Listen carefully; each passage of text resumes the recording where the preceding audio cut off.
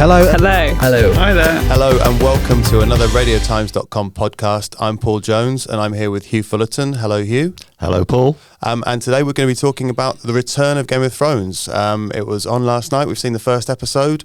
What's it like to have it back? And how did you feel about that first episode? It's great to have it back. I'd sort of forgotten what it was like to be watching new Game of Thrones and not just rewatching old clips. And also, to be honest, I've just been loving all the jokes around it. I mean, as much as I enjoy the episodes, I almost as much enjoy all the funny tweets and memes and Reddit threads and stuff, sort of poking fun and analysing it all. It's a good laugh, and it's nice to sort of see that community rise up again after almost 2 years of having nothing to talk about. Yeah, no, completely. And the brand meme. Yeah, it's that's one of the what I was best, thinking, isn't it? And I saw a tweet where they're talking about Daenerys burning, Sam's parent, his dad and his brother, and then the tweet was like, Daenerys, I killed your whole family. Sam, thank you, Lord Sugar. Yes, I saw that one. Yeah. The best Bran one I saw, this is about the fact that Bran just sits and stares in a kind of like chilled out way at everything that happens, was probably someone used a sloth with kind of dark eyes and just sort of staring around like that. And it worked very well. It was basically where they got it from, I think. Yeah, and there are few shows that could kind of engender that kind of huge pop cultural response, I think, which is just a testament to how big Game of Thrones is. In terms of the episode itself, I liked it. I saw it a bit early, just get that in there. Dropping that. No, I went to the... You went to the premiere, interviewed the...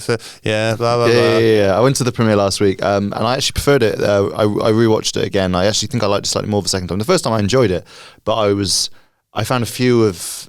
Obviously, it's quite a sort of sedate episode in some ways, and it's a lot of reunions, quite a lot to pack in. And I found some of the sort of quote-unquote comedy moments a little less enjoyable, but... Such as? Well, like the dragons, the sort of dragons watching them make out. Oh, yeah, right. Stuff like that. And can we just like address that now, right? Because there's been debate, I think, about whether the dragons are pro or anti. Yeah. I see. Pro or anti. Yes. They're having a little smooch. Yeah. John's got one eye on Drogon.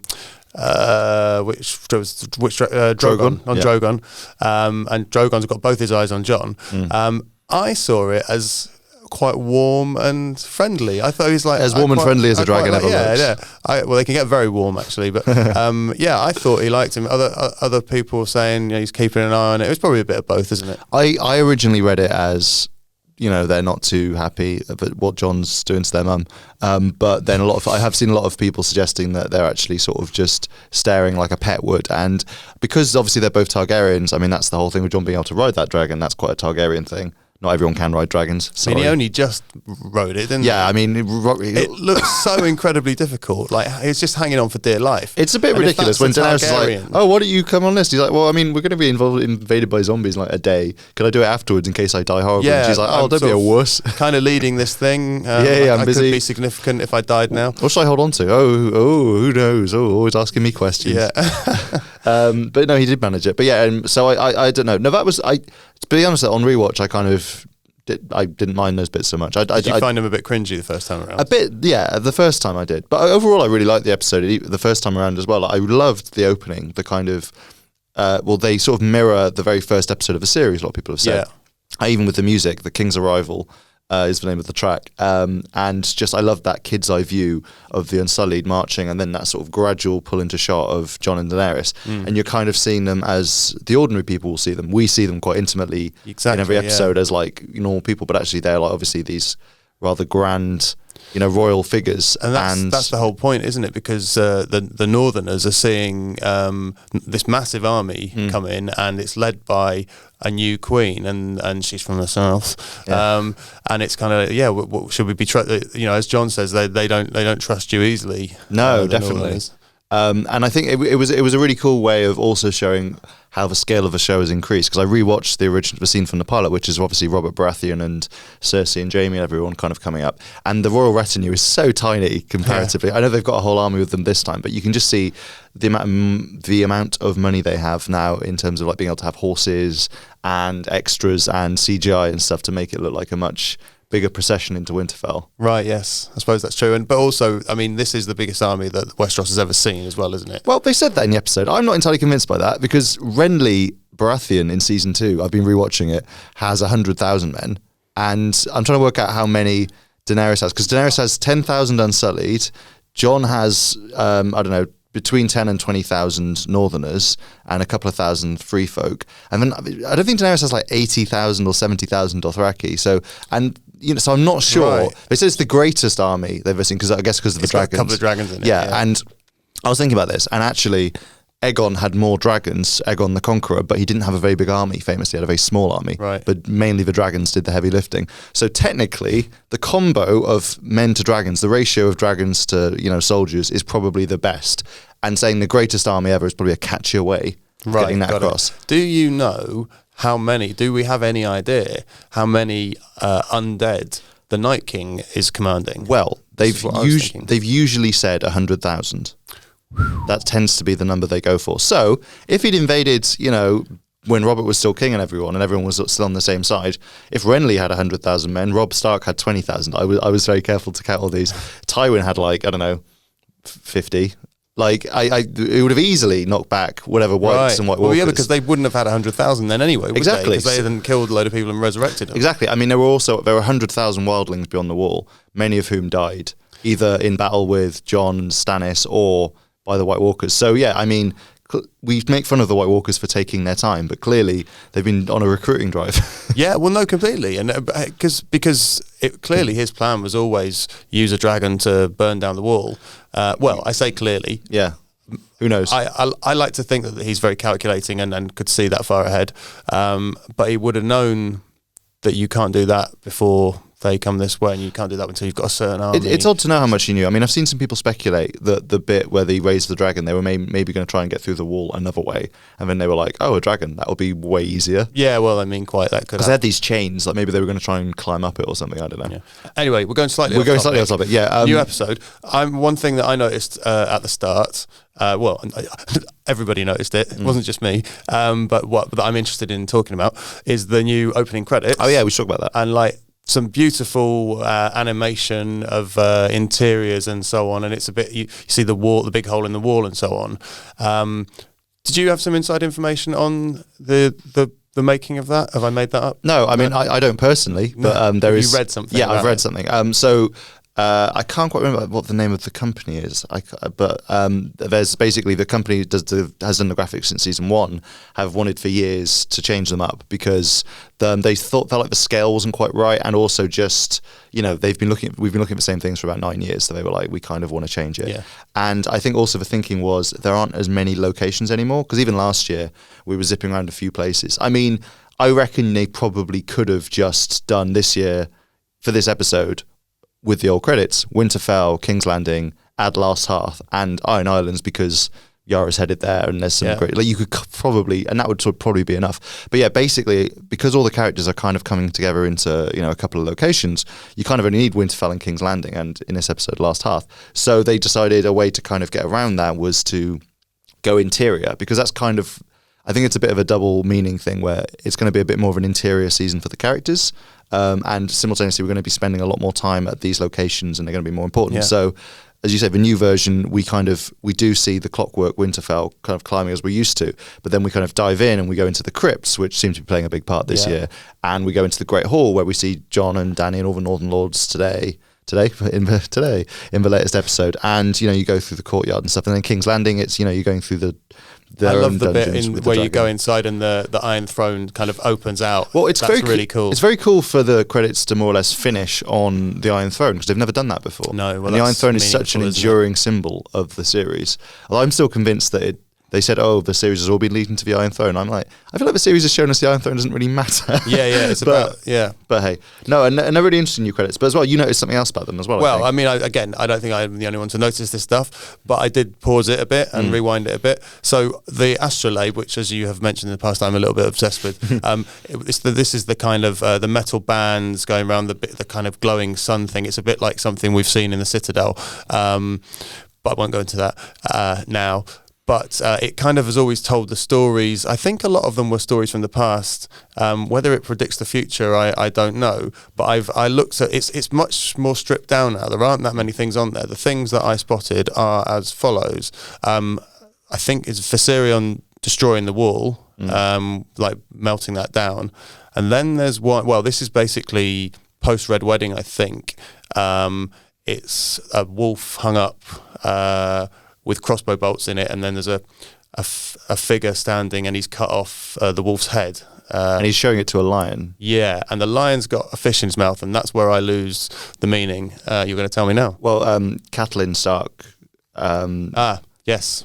Was House Tully, and their sigil was a fish. Yeah. And equally, you could have Jaime and Edmure Tully. Yeah. In season 6. Cool. So that's that cleared up. And then there's the other one that I saw is four dragons. And a sort of shooting star kind of thing.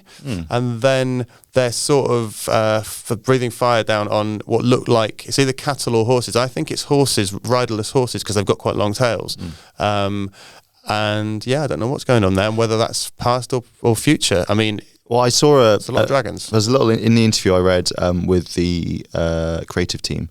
They said that some of them are representative of things that happen further in the history of Westeros, but also things that could have happened in the series. If that makes sense. So some of them are supposed to be things that happened way before, and some of them are things in the series. So for me, the 3 dragons and the comet, or 4 dragons, it was 4 though. Yeah, could signal. Well, we saw a comet in season 2 when the dragons were born, and that is very true. Yeah, supposedly a symbol of dragons. And maybe the idea is that the 4th dragon is Daenerys, who's been awoken. It's a kind of metaphorical thing because we've seen, a wolf representing Robb Stark, a lion representing the Lannisters, and we should say the original. Or maybe those 4 dragons are the 2. Maybe we don't count undead dragons, and maybe they're the 2 existing dragons plus Daenerys and Jon. That's a really good point. I think that might be a good way of looking at it. It's worth saying that the earlier series, what they showed was Robert's rebellion as represented by animals. So it ended with the crowned stag, which all the other animals were bowing down to. Yeah. And obviously the series has kind of moved on from that a little bit, so it kind of makes sense for it to be doing new stuff. But that's a really good spots there. I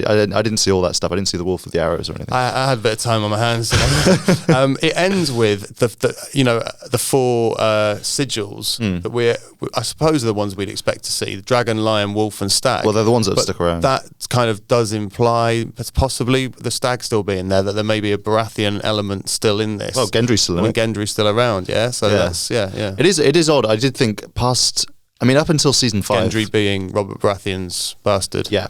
Up until season 5, we still had Stannis, so it kind of made sense for the Baratheon to stay on the symbol, because obviously the previous version of credits had the same logo with those animal heads. But yeah, for the last couple of years, it's been a bit like season 6. I was like, why is that even there? There are no Baratheons left. So maybe Gendry has more of a part to play than we think. Well, actually, these 4, or I suppose the point is, these 4 do all still have claims to the throne, don't they? True. Yeah. Well, I mean, like the Tyrells and so on aren't around anymore. No. I mean, we sort of pretend Dawn doesn't exist. We should talk about this as well. Was an episode of reunions, right? Yes, because so. I mean, I kind of don't know if we have time to go through all of them. So maybe say what was your favourite reunion? Let's do an extended one. We'll do an extended one. Okay, my favourite reunion. So, I mean, the warmest one was or the subtly warm one was kind of Jon and Arya, wasn't it? Yeah, that was really nice. And there's just that shot of them hugging, and her just that her eyes shut and that look on her face. I mean, they're really pleased to see each other, and I think I was kind of disappointed by some of the reunions because there wasn't that much interplay. Bran kept shutting things down, like, no, we got to get on and do this. No, zombie dragon. Yeah, which is a good point. Yeah. Jon still found time to go on a little ride. I did also enjoy. Well, you got 2 in 1 with Arya and the Hound. So Arya meeting Gendry, and then the Hound coming along and being in on that as well. I thought that there was some nice banter between Arya and Gendry, though. That was good. Yeah, they're definitely sort of amping up the flirtatious side of that relationship, I think, because they couldn't really before, because she was about 14 or something. He was like 25. But now it's a bit less creepy. Yeah, he said something. She said something like something about his weapon looked good. That's not a euphemism. Yeah. It was a bit at the end where she said, he was like, oh, you've gotten better or something. Like, what weird, kind of a weird thing to say, but okay. Yeah. No, I kind of liked that because it felt like it was 2 sides of Arya's past, like the kind of sort of more hopeful, youthful past with Gendry when she was like sort of still reasonably normal young girl who kind of who really liked this guy and wanted to be his friend and maybe more. And then with the Hound, this kind of dark blood-filled past where she was starting to kill people. Yeah. And they're both sides of her personality, but also, I don't know, both things she's slightly moved away from one way or another. Yeah, but I think that's a good thing about her is she does retain both those sides to a certain extent. She's not a cold, merciless killer, and that's the end of it. That's just not the case at all. No, she never quite became no one. She always stayed Arya Stark. Yeah, so I think she's a great character. I mean, the other another reunion was Jon and Sam got two. I guess, yeah. I don't think of Jon and Sam as much of a reunion, because it is, but obviously they saw each other a few years ago, but it doesn't feel like that long ago. No. But Jon, so actually, Sam got two reunions. One in order they were. He met Jorah Mormont with, and he met Daenerys. And he got that very bad news about his dad and brother having been executed by her dragon. So that bit is that bit where he says, "Oh well, at least I can go and visit my brother now." And Jorah's like, listen. I didn't know actually how that was going to go. I was like, yeah, he is going to be upset, because even though they would really didn't treat him well, his brother wasn't so bad to him. Wasn't he? No, his brother was kind of neutral. Like, his brother sort of felt like, I mean, he was played by a different actor, but when we saw them at dinner, his brother was tried to be quite nice to Sam and was sort of... maybe if he knew that it was the new actor that got killed, he wouldn't mind. That's true, yeah. I don't. You know what? I never actually met him. I never actually met Tom Hopper. No, who cares? I was. There was part of me that was like, is he just going to be relieved? Is he going to start? Is there going to be a bit of a smile of relief or something, because his dad was so, I guess, unpleasant to him. That would be the kind of still your family, right? He's bound to have complicated feelings about it, because also, you know, he loves his mother and, you know, and his sister. That would upset her. And they'd be left adrift, you know. They haven't got... Who's head of House Tarly now? I guess technically it's Tala, because he took the Night's Watch oath, and plus maces it. So, I mean, unless they kind of... I mean, there's not really much point to have a Night's Watch anymore. He's got the sword, though. Still. It's true. So, I mean, it's a funny one. And obviously, his brother wasn't so bad. You can see as well, John Bradley, by the way, is terrific in that scene as Sam. Like, brilliant. He's not really had that much kind of really emotional acting to do before. He's had sort of like standing up for himself scenes, but not that kind of like sadness. No. And you can see there's a real difference in the way he reacts to his father. He's like shocked and like taken aback and like quite upset, but he's sort of like, Jesus, okay, well, you know what? It's war. I kind of understand he was a difficult guy. But then... Sorry, go on. And then when it's his brother, and he's like, he knows his brother was like young and innocent, like he was basically a teenager and was killed probably not as justly. You see it really hits him harder, which is interesting, because we don't get as much of a sense of Sam and Dickon's relationship. But Sam's a nice guy, and like I don't think he'd begrudge Dickon what happened to him. Yeah. I can't believe I'm saying Dickon so sincerely. And the third emotion that's going on in that is trying to act correctly in front of the Queen, even though she's done these things. Exactly. It's a weird tension. It is, and it's like he sort of trying to hold it together, and that feels like a very human thing, like sort of trying to keep your emotions in check, in, you know, for protocol and things like that. Yeah. And then Sam quite quickly moves into the catacombs and bumps into Jon. He's gone looking for Jon. Yeah. Go on. Well, I mean, I really like this scene, partly because I quite like the thought that Jon has always been king, which is something Sam says is a really interesting way of looking at it. It's not a case of like, oh, Jon, you could take the throne. If we assume the Targaryen dynasty has sort of continued even in exile, Jon has always been king from the beginning. Yeah. Like, there was this thing that struck me in season 6 and season 7, when we see those flashbacks at the Tower of Joy where Jon was born to Lyanna and those two Kingsguard were protecting him. I was like, isn't it weird that Jon had a Kingsguard? Like, it was only for like an hour of his birth or something, but he had those two knights who knew who he was and who were protecting him and were loyal to him. Yeah. And then now the fact that Sam's saying like, oh, Jon, she's done this, would you have done it? He goes, well, I've done stuff like that. And he goes, yeah, but you've also not done that when it needs to be. And, you know, and he's like, well, I wasn't a king then. He's like, yes, you were. And I was like, oh, that's so cool. Because like, you don't think of it, but Jon has always had this. And it's also funny because I saw some people saying Jon is just so tired and he keeps on trying to give away titles. No, I don't want to be Lord Commander of the Night's Watch, just want to go on holiday. Yeah. Okay, I'll lead this army. Okay, fine, I'll be King of the North. Okay, I'm not going to be King of the North anymore. Okay, now I'm King of everyone. Okay. I'm going to, like, what's next? Like, oh no, you're Azor Ahai. You're the prince that was promised. Yeah, you got to do that now as well. Yeah. Yeah, that's an interesting way of looking at it. Yeah. And like, yeah, when can I retire? Yeah, poor John. He's not stopped. He's honestly not stopped since season 1. He's just been. I mean, he's died and come back to life. He died. They wouldn't even let him off then. No. Also, I mean, I love the fact that Sam's like, "Oh, John, you'd be a great ruler. You know, everyone respects you." I was like, the last time John really had rule of anyone, they stabbed him within about 3 weeks. Yeah, and that was just like that wasn't even. That was like 50 guys. Yeah, couldn't handle that. What's the proof here? There's a book. Has Sam got the book still? Sam's got the book. He's got the book. And people seem to just be taking Bran's weird visions as facts now. It's like whatever anyone wrote in this book ages ago must be true. Yeah, it's one of these things where I think it's one of those things that I think would never be possibly proven. And John doesn't really have a Targaryen look, but I don't know. It's one of those things. I just don't really. I think the dark hair genes are obviously prominent, aren't they? Yeah, well, I think they've never had a Stark and a Targaryen be married or have kids before in the history of Westeros. It came close once or twice, but it never happened. But generally speaking, like if a Targaryen married someone from Dorne, then they would look more Dornish because the Targaryen genes are quite recessive. So Daenerys, if they got together, which they probably won't, but in that way. Yeah, that's another thing. I mean, a lot of the sort of chat around the episode and that scene has been about like there's a bit where will Jon be king, but their relationship. It looks like. For a second, or because I was expecting it, I was like, I thought he was doing the maths in his head, the sort of family maths. Yeah, like wait. And then he didn't at all. Well, I think maybe that would be explored because my question in the next episode is: will he tell her immediately and be honest, or will he keep it to himself until after the battle? Because if we see in the trailer for the next episode that he knows the battle's coming, and it's kind of like, is it worth possibly alienating her and making her run away when she learns the horrible truth, when he needs her for this battle? Like, it would be a very pragmatic decision, but it wouldn't be. I'm not sure if that's very Jon, though.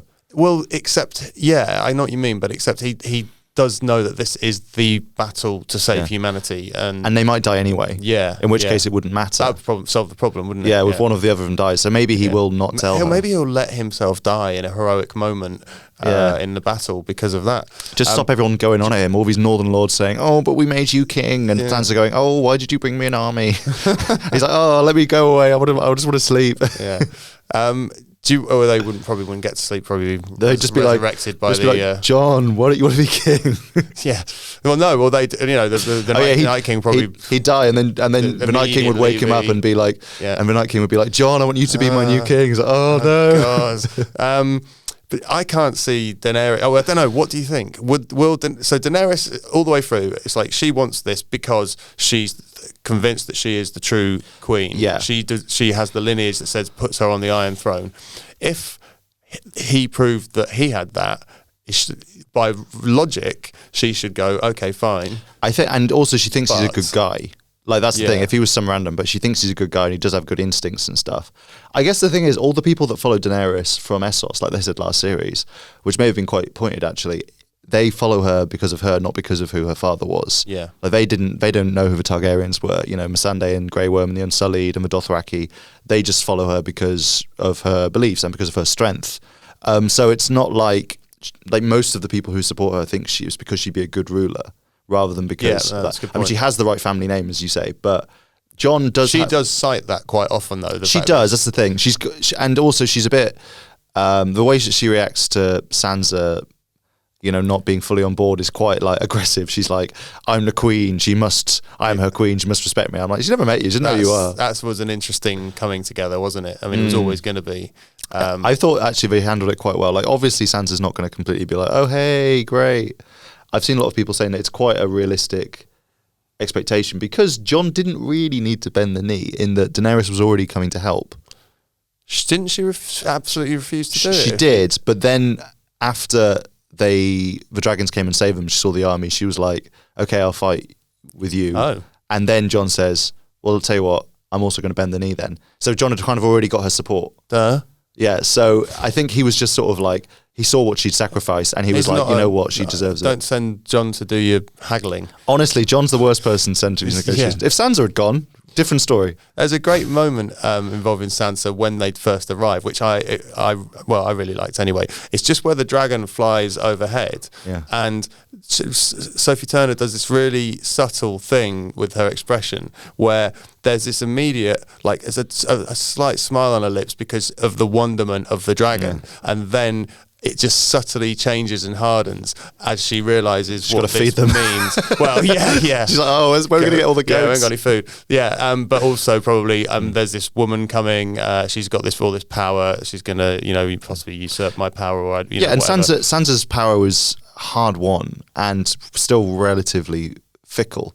I mean, we see how fickle the Northern Lords are again in this episode. Lord Glover, played by Tim McInerney in previous series, just decides not to come anymore. He's only got like 600 men. So what is he thinking? Do they not believe in the dead, maybe? Because I think the series has been a little unclear about this, because some of them now have seen them. But either I'm sort of like, if they do think the dead are real, they're pretty chilled about it. But also I'm like, why would you believe that? Even if some guy told you, you wouldn't really believe it unless you saw it for yourself. Obviously, quite a few people have now seen it, the people who are at that assembly in King's Landing and anyone who went north beyond the wall. But that's still not most of the Northern Lords or anyone. Like Lyanna Mormont hasn't seen it. Yeah. Because it doesn't end well. Sorry, who's Tim McInerney's? What's the family? Glover. The Glover. Yeah, doesn't end well for them either way, does it? Because either this army gets beaten and the army of the dead overruns Westeros and they're dead, or they win and everyone then turns around and go, "Well, you didn't join us in this fight, did you?" Or the last one, just like the funny thing is, when after the Battle of the Bastards, Lord Glover's like, "I did not join you in the field, and I will regret that till my dying day." And he's like, "If only there was some way I could make up for it." Yeah, and he goes, "I'll stand behind you forever." And like a short while later, listen, we're really busy, at Deepwood Moat or Moat Cailin, whatever it is. The holidays coming up, got the kids. Listen, you guys go on, you guys have fun. Yeah, we'll be cool. We're cool. Yeah. But yeah, no, it's funny. It's interesting actually, because before I watched this episode, I never would have thought Jon being an heir would be a problem with him and Daenerys, because I'm like, well, Jon just won't care. But after watching it, I'm sort of like, actually, if they're kind of ramping up the whole Sam doesn't think Daenerys should be queen thing, and how much the Northerners don't like her, they'd definitely be happier to have Jon as their overall king. You'd think, out of the two of them. I wonder if maybe they will play it in some way. It's difficult to see that being satisfying, because you can't imagine Dany or Jon. Jon really doesn't want power for power's sake. It kind of marks him as slightly unique in Westeros, even compared to Ned Stark, who had a certain amount of power because of his position as Lord of Winterfell and Hand of the King. Jon didn't really have anything, and he kind of just wanted to... I mean, I'm not really sure what Jon wants to do, because I've never seen Jon do anything for leisure or fun or enjoyment, apart from... Dragon riding. That's ruined horses for me. I like that. That's a good line. Oh, yeah, well, now we can't enjoy that anymore. His cat's gone. It's another thing that will have to make me brood. Yeah, I think the only time I've seen Jon happy is when he's sort of chatting with his mates and with women, and he can't just do that forever. Yeah. Can you see... So we can't really see Jon and Cersei ever facing off over the Iron Throne, It's hard to say. The thing I'm really happy about is that after this episode, I really struggle to see what's going to happen in the series. I know what's going to happen. We know that there's going to be a big battle in episode 3. It's like a spoiler alert, but they've sort of revealed that. And we know that episode 2 will probably be the ramp up to that. And also we know episode 2 there's a bit of Jaime Lannister stuff going on, which we'll talk about in a sec. Yeah. But like 4, 5, and 6, I have no idea what's going to go on. Like, I'm pretty sure there'll be a battle in King's Landing, maybe more zombies there. You're right, that's a good place to be, isn't it? It is cool. Like, the other thing I thought was... Because this episode was actually probably one of the most predictable episodes of Game of Thrones ever. We knew all the things that were going to tick off. One thing I did think was interesting as well was the way that Arya supported Sansa, which is cool, but also the fact that she said to Jon, we're protecting our family, and Jon's like, I'm the family too, and Arya's like, yeah, well, don't forget that. And obviously he'd still be their cousin, based on what they know now. But would that change how they saw him? Well, I mean, I don't think it changed how Arya saw him, because I think that that's what they were saying to each other either way, is like, we are family, right? Yeah. I like to think so anyway. Sansa, on the other hand, I think it might. It's one of those things where it obviously wouldn't matter, but then you could see it becoming more important. Like when people you see a Stark first or a you, Targaryen, because it's not just that he's their cousin instead of their brother, it's also that he's not Ned Stark's son. Ned Stark is this sort of towering figure, like the killing of Ned Stark. I saw a thing yesterday where someone worked out that there have now been 68 episodes of Game of Thrones, and there's only 12 episodes where Ned Stark isn't mentioned or seen in the entire thing, and he was killed off in season 1. It's like a weird Bechdel test. It is, the Nedtel test. One of the things... Sorry, go on. But the point being that he is this sort of... His death is this sort of cataclysmic event that kicks off so much stuff in Westeros and still remembered, and Jon's association to him is why they declared him King of the North in the first place. They're like, Ned Stark's blood runs through his veins. So it's Ned Stark's dead sister, who people don't know as well, and the son of the king that they helped overthrow. It's kind of like, and a Targaryen to boot, it's kind of like he doesn't have quite the same identity that the Northerners think he does, and it could affect Sansa and Arya a little bit, like not in normal circumstances, but the fact that he's not really their brother. I mean, Bran's quite cold about it and just says, "Well, I'm not really his brother." But the Bran is always quite cold. Yeah. I'm hoping, like you say, it would seem a bit forced and silly, but it depends how fraught things get, I think. But that I'm just as a little aside, that I'm not really his brother thing. That's sort of a double meaning anyway, as I saw it, because Bran's now going, you know, well, I'm the three-eyed raven, so I'm not really Bran anymore. Well, that's what he said last season, wasn't it? He said it in response to something else. I can't remember what it was. Mira said, like, last series, Bran, and he goes, but I'm not. Yeah. Like, I'm not really. I remember him. Get over it. Yeah, no, he said it in response to something else, one of those double meaning things. But right. This is not really. We've gone off this topic really, but I was just going to say, I always find it a bit just talking about the North and what they want and who they'll accept as their leader and stuff. I always find it slightly strange that they aren't a bit more begrudging the Northern Lords at having like a really posh speaking Southern accented person kind of in charge of them in Sansa. Well, Sansa, yeah. I mean, they're very strange. She's getting posher and more Southern as the longer she spends in Winterfell. It doesn't make any sense. It's odd. She's very regal looking in this episode, I thought. Though. Yeah. Like she definitely gave off some good power energy. The only Starks remaining are ones without Northern accents now, because Bran doesn't either. Yeah. Or Arya. So I don't know what happened there. Only Rob inherited his dad's accent. Rob and John, I suppose. Yeah. We also, speaking of Sansa, actually, because we've slightly gone off topic of reunions, but I did really like her and Tyrion's little reunion, just for 2 lines specifically.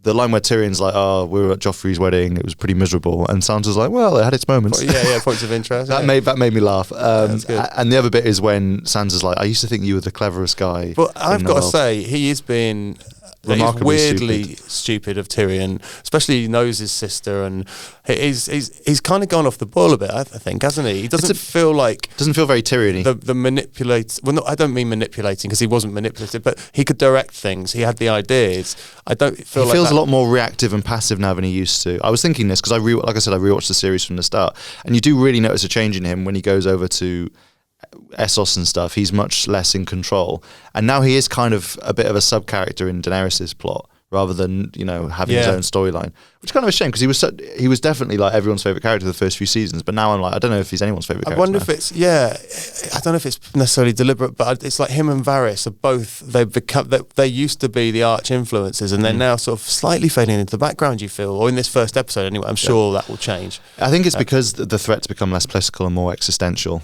Yeah. But maybe that'll change like towards the end of the series. I mean, presumably everyone won't die, and then someone will need to sit on the Iron Throne, in which case they might be more useful. Speaking of which, I just wanted to mention Davos has a plan that could, solve all this, who's heir and so on, of just getting Jon and Daenerys to marry each other. Yeah, which based on Targaryen rules and aunt and her nephew, that's basically fine, because they used to marry brothers and sisters and stuff, but. Yeah, I don't know. I'm sort of like, would Jon go along with it? I think it really depends on how Jon sees the fact that she's his aunt. Because if he sees it the way we see it, as like gross, then he wouldn't want to do it. But equally, if he doesn't see it the way we do, because they have slightly different morality back then, and it was much more common for people to marry cousins and stuff. Once you've already fallen in love with someone. Yeah, and it's and they didn't really met, and she's kind of as related to him as a cousin. Well, maybe slightly more related to him, I suppose, if she's a generation up. I don't know. I mean, he's more related to her than he is to Sansa and Arya, technically. Yeah, right. I think. Well, yeah, but he's not thinking of marrying them, is he? No, I know. Although some fans have wanted Jon to marry Sansa in the past. I know. Anyway, let's leave that. Let's leave that. Shall we go to King's Landing? Or we should talk about King's Landing. We haven't talked about it at all, have we? Elephants. No elephants. That's what there's. Sadly, no elephant on the. That's what I wanted to see. Is there's the fourth or the fifth animal on the astrolabe at the start. Just an elephant. Yeah. Yeah. I don't think there are any houses in Westeros with elephants sigils. That's a real missing opportunity. That made me start. So sorry, we're talking just to clarify about Cersei. The Golden Company have come along. Backing up Euron Greyjoy and his Iron Fleet. And one of the things that she heard that they brought with them and was looking forward to was elephants to go on the battlefield. But like, where that makes you think, well, so okay, there's an Africa here or an India in Planetos, yes, that's what we call it, right? That where they've evolved the same, but I guess that's with wolves, with everything, lions really. and stuff. Oh my god, maybe they're dire elephants. Oh, How big would they be? They'd be really big. I'd be into that. Yeah. I think they have wolves and direwolves in Game of Thrones, to be fair. Right. And direwolves are actually real.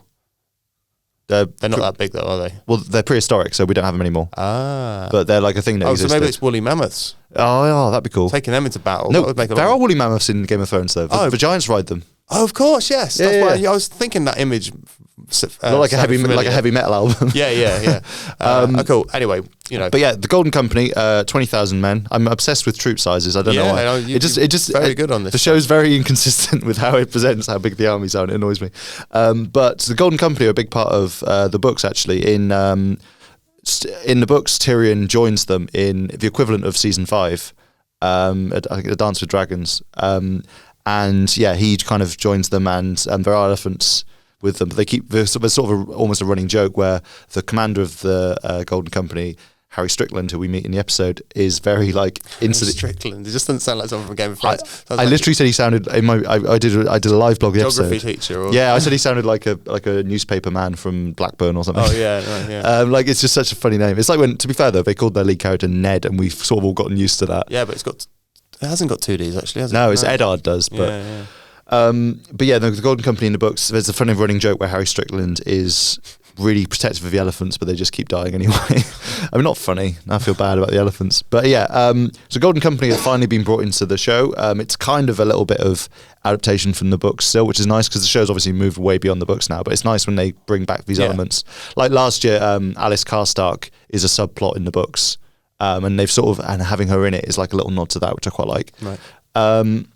But yeah, so Cersei's got an army now, as well as whatever Lannister forces she had left. It's not entirely clear what she intends to do with them. Just sort of, I wonder if maybe during the Battle of Winterfell against the Army of the Dead, the Golden Company will just strike from behind, and then they'll be left facing the dead. I'm imagining Cersei won't tell them that.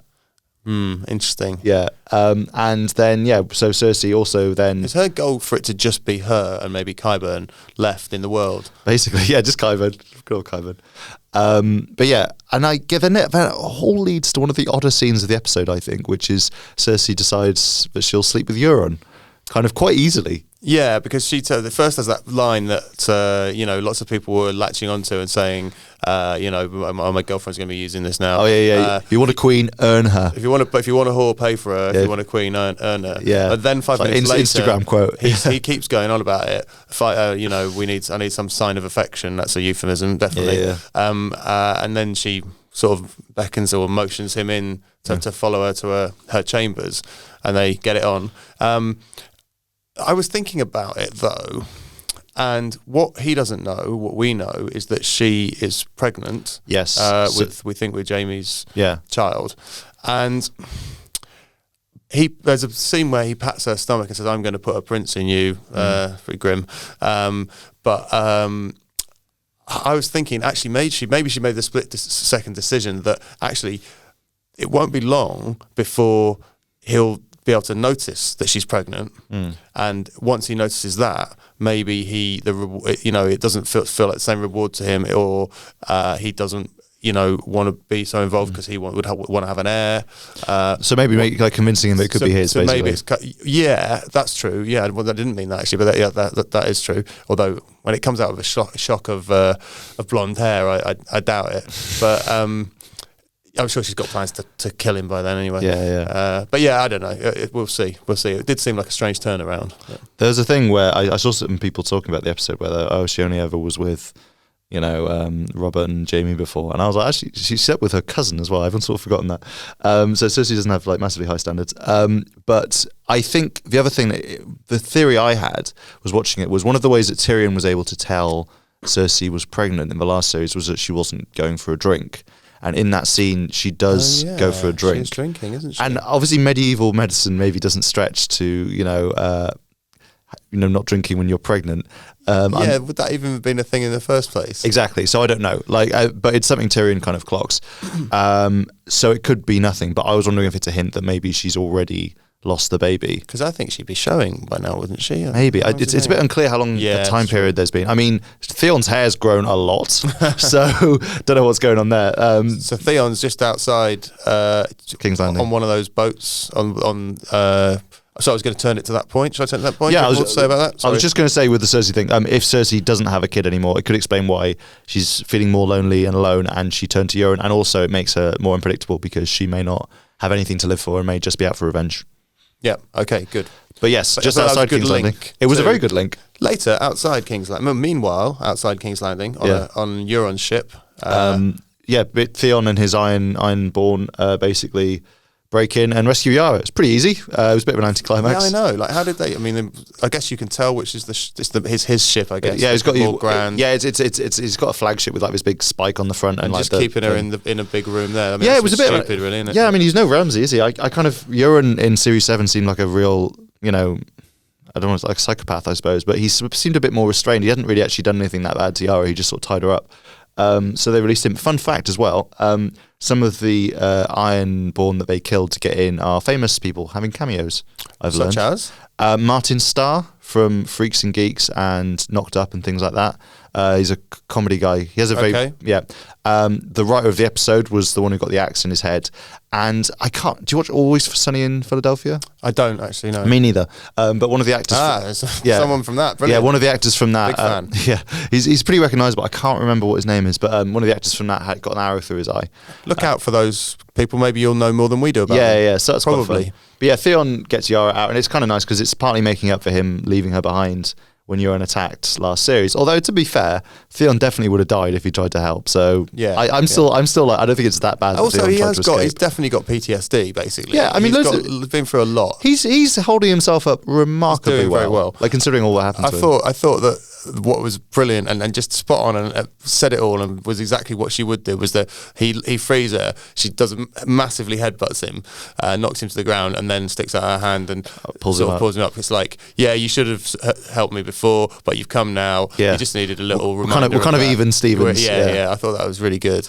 And then Theon kind of decides to head back up to Winterfell and join the fight, that'll probably be another slightly frosty reunion because I mean Sansa and Jon have both seen him and slightly forgiven him, but Arya hasn't and Bran hasn't. I'd be really interested to see Theon and Bran interact because Bran's so chill now. I don't feel care, but it's interesting because the last time we saw Bran with any Stark until recently was, well, not that Theon's a Stark, but it was in season 2 when Theon took over the castle and stuff, and that was the first time Bran ran away, and that's the first step on him becoming the Three-Eyed Raven. So I'd be really interested to see how Theon and Bran react to each other. Actually, I hadn't even thought of that. But the question I had is that the last we see of Yara? I mean, maybe not. Well, no, I think possibly not for the reason she gives. Well, so okay. First of all, is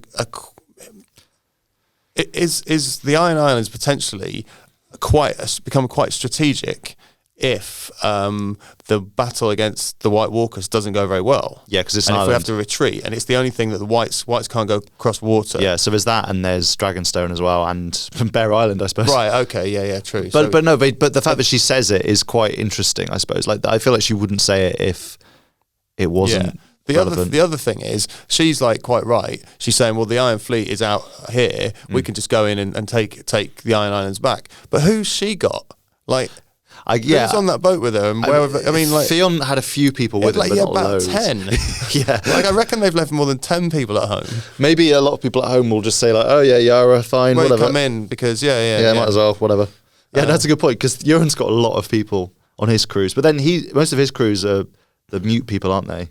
Because he cuts all their tongues out. Yeah, but what I'm saying is, whatever he's taken from there, she's saying, well, he hasn't left much behind to defend it, but actually, he's got to have more people defending it than the 8 people she might have with her if Theon lets her have his crew. I didn't even think of that, unless there were some other ships that like we didn't see that escaped and went somewhere else, and Theon went and picked them up. Yeah, okay. Let's just pretend that happened. Okay, fine. Because it makes it easier. Yeah. Also, we should talk about. I'm going to count Yara and Theon as another episode of reunions. It was, yeah. The kind of big reunion at the end of the episode, which also ties it right back into that very first episode, which is a zero dialogue moment that is still one of the best moments of the episode, I think. Do you mean when it's Castle Black? Is this Castle? No. Oh. I mean, remind me? Jaime and Bran. Oh yes, right at the end. It's right at the end. We need to talk about that. Skip back to Castle Black after this. But no, I kind of want to end on that because the Jaime and Bran moment I really liked, and I feel like it's a bit that people have really responded to online. afterwards. But yeah, basically, for those who can't remember, the end of the first episode of Game of Thrones of ever was Jaime pushing Bran out of the window, saying the things I do for love to try and kill him, and he doesn't die, obviously. Where was that, by the way? I've just been thinking this for myself. It's a tower. It's a disused tower in Winterfell. It's Winterfell. They were so the Lannisters were guests at Winterfell. Yeah, with the king and everyone when they came up to ask Ned Stark to be the Hand. Okay, yes. Yeah, and Bran was just climbing around, and he saw Jaime and Cersei in flagrante. Yes. And so yeah, he was defenestrated. Nice word by Jaime. But yeah, so kind of. It's a great moment as well because Jaime's a really different guy. Like physically, he just looks so different when he did in season 1. Like they style him very differently. He's much more. Looks a lot older and more rugged. And he sort of comes back in. He's sort of like, I'm doing this honourable thing. I'm, what a great guy I am. He turns around and he sees the little boy who he threw out of a window to try and kill him. Yeah. To stop him like telling the truth about him and his sister. And he's like, oh no. I have a bit of a weird thing about the whole Jaime character development thing because if you take it from him pushing Bran out the window to who he is now, it's like, yes, over time he's just become better and nicer and so on, and he's changed a lot. I don't know, I feel like this is the real Jaime now, but what was also a revelation some while ago was that why and how he killed the Mad King, and it was to save. He knew that the Mad King was going to unleash wildfire on his population and burn all these people to death. And Jaime was just like, well, that's just awful. I can't allow that to happen. So there's obviously been, more than a seed of goodness in him. It's interesting. He's born that title, Kingslayer, without ever really trying to explain to people why he did that. Apart from Brienne, like you say, in that really great scene in season 3. Yeah. It's interesting because we see a preview clip for the next episode, and the main person talking to Jaime is Daenerys saying, "You killed my father. I've wanted to kill you for years." And I feel like that's a good time for him to say, "Well, here's why." Remind us of that. Yeah, it's interesting because I was thinking about this a lot because Jaime kind of in the end sacrificed his honor to save, hundreds of thousands of lives. Yeah, and then you kind of wonder if the fact that no one really knew that or appreciated that is kind of what made him. He became as bad as everyone thought he was. Actually, yeah. I also wonder now if the trajectory of the series is to see the good people become the villains and the villains become the good people. Because, well, I saw this theory, which was basically that in the final series, the Starks will become the Lannisters, in that they'll be utterly ruthless and devoted to family and protecting themselves, and not, about the kind of doing the nice thing. Certainly see Sansa leading. Yeah, and Arya a little bit, and just being more ruthless. And then whether, some of the characters we thought were like the worst people alive, like Jaime Lannister in series 1, actually becomes this more noble figure by the end. Like, it doesn't work exactly. I can't imagine Cersei. I mean, Cersei maybe is more sympathetic than she once was, and could become even more so. I'm not that like Jon. I don't think that Jon will become a villain. But Daenerys as well. Daenerys was like a really sort of sweet, good person who's done really, really great things and freed loads of slaves and stuff. But, could she inherit her father's madness? Whether or not it's a... I'd love to see Mad Daenerys. Yeah. I mean, that would... whether or not they completely trade places, I mean, everyone's on a journey, aren't they? And it is going to be interesting to see where they end up, what kind of people they are when they... It would be interesting if the Starks end up kind of on top, but... What made lost everything that made them exactly thinking how ashamed Ned Stark would be of them. I moved away from the mic there. For what they've become, I don't know. I kind of like the idea because it feels quite Game of Thronesy as well. We have seen some sort of like people we didn't like being slightly redeemed. And we've seen some people we sort of think are all right doing quite... Like Stannis is an example of that, where Stannis starts out as quite a popular character who people want to see on the throne, and then at the end he burns his daughter. And you kind of go off him a bit. Yeah. But yeah, anyway, yeah. So that's the thing I'd like to see. And I don't know if this episode supports or denies that, but it's weird because I know the Jaime and Bran scene is obviously the last bit of the episode and it is very effective. But the bit that really stuck with me after it stopped is the bit just before that when they're at last half. So it kind of starts with a comedy moment, doesn't it? I've always had blue eyes. Yeah. Sort of. Was it just me on my TV in my house? It's too dark. Or is it almost entirely black for a while? So I watched it at night, so I could see it reasonably well. Okay. And when I saw it in the cinema in Belfast, it was like fine as well because it was dark. Okay. But when I rewatched it the next day, even with the curtains drawn, because our curtains aren't very good, I was like, I cannot see what's going on. I've seen a lot of people complain. But I was wondering, is it sort of almost funny on purpose? Like you just literally can't see anything. You just hear these clinking sounds for a bit. No, if you watch it in sort of make out Tormund's face every now and then. If you watch it in pitch black, you can see everything. Right. Okay. So, not that I did when I was live blogging exactly, but I had lower lighting than right you would during the day.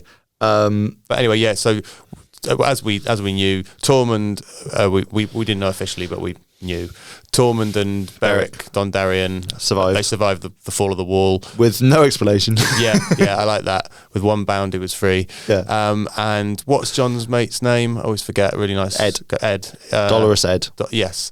So him and his band of Night's Watch, kind of they bump into each other, and they seem to be the only surviving. Or survivors of the fall of the wall. Yeah, I mean, well, Castle Black's still there.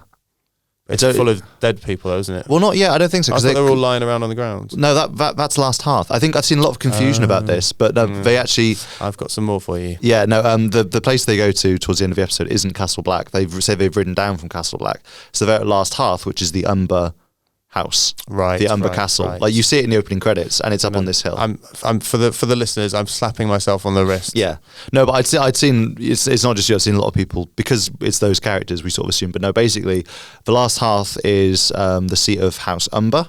Who we've seen in the past series. Okay, this starts to make more sense. Yes, and it's the furthest north castle, so it's quite a bit north of.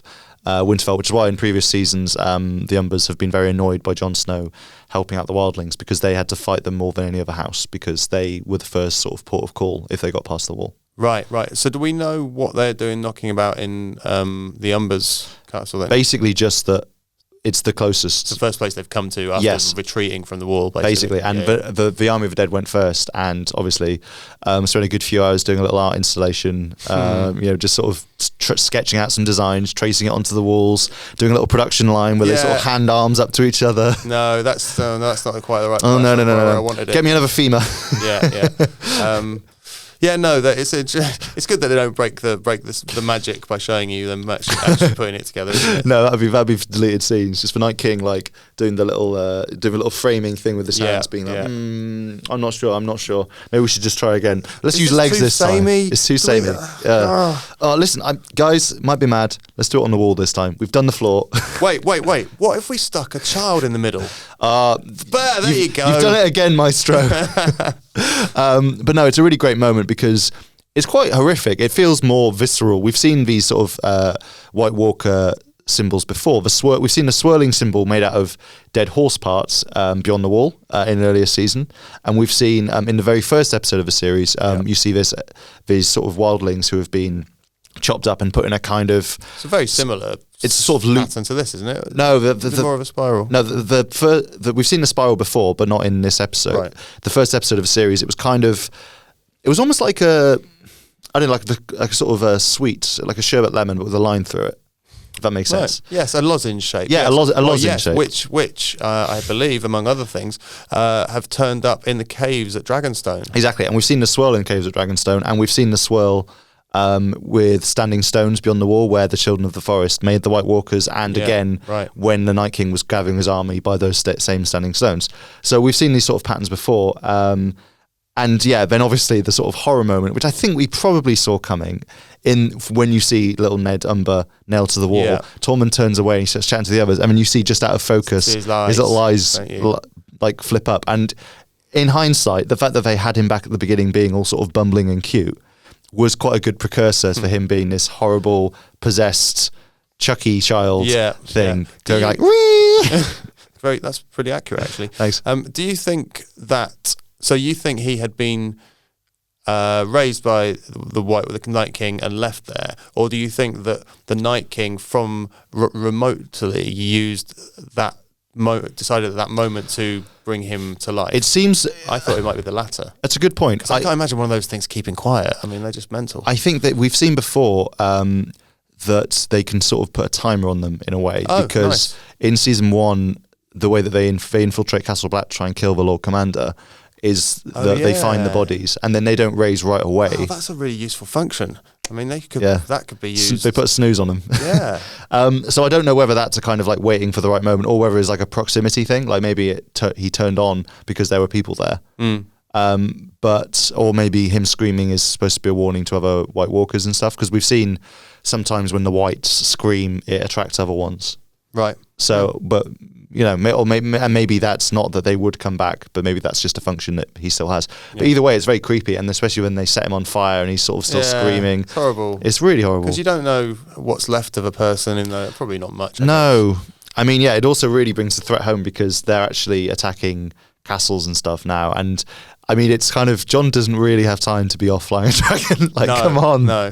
Get the trenches dug. It was almost a comedy moment where they're like, Varys and I think Davos and Tyrion are looking up, and he's like, this dragon's going around its side, he's hanging off one side of it, kind of thing. But like, this is not very responsible. Yeah, it's not time sensitive. It's a very time sensitive mission. It's not very responsive with your time or with your personal, safety. But I think that was, sorry, go on. No, yeah. I was going to say, I think that's pretty exhaustive, but then you might have had something else. No, I was going to say the same. Okay, shall we end it there? I think so. We should probably say, next week it looks like, Jaime kind of has beef with the Targaryens and the Starks now because of what he did to Bran and what he did to Daenerys' father. And also presumably he'll tell them that Cersei's not really coming to help them, which will put Tyrion in a bit of a tricky situation. Yeah. And also we've seen the clips that Tormund makes it to Winterfell and warns Jon that they've literally, that night is when they're all going to attack, and everyone kind of starts gearing up. And episode 3 will be where the big battle is, but it sounds like episode 2 might end just as the battle's beginning, which is quite a cool idea. They've not really done that before. A horde of them running towards you. Yeah, or just that shot from the trailer of the 2 undead horse feet, coming to a stop with Winterfell in the distance. I think that would be quite cool. I reckon episode 2 is going to be another one with quite a lot of setup and not too much action. But we'll see. Then it's the big one. Then it's the big one. And who knows? Who knows what we're going to get with that? Yeah. Well, thanks for joining us on this RadioTimes.com podcast. I've been Paul Jones. I've been Hugh Fullerton. And we will see you next time.